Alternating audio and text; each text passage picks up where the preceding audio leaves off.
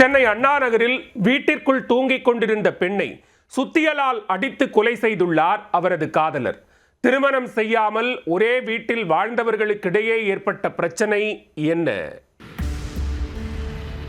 சென்னை அண்ணா நகர் அடுத்த அன்னை சத்யா நகரை சேர்ந்தவர் 48 வயதான சாந்தி.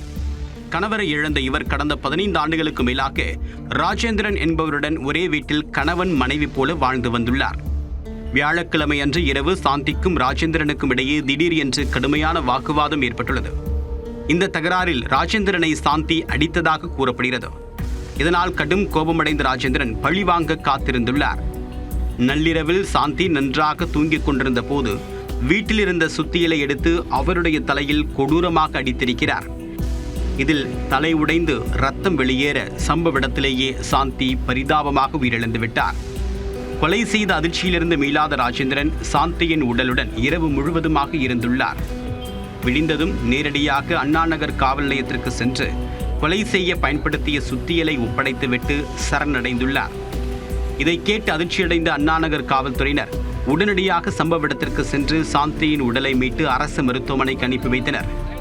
இந்த கொலை குறித்து வழக்கு பதிவு செய்துள்ள போலீசார் ராஜேந்திரனை கைது செய்து கொலைக்கான முழு காரணம் குறித்து தீவிர விசாரணை மேற்கொண்டு வருகின்றனர்.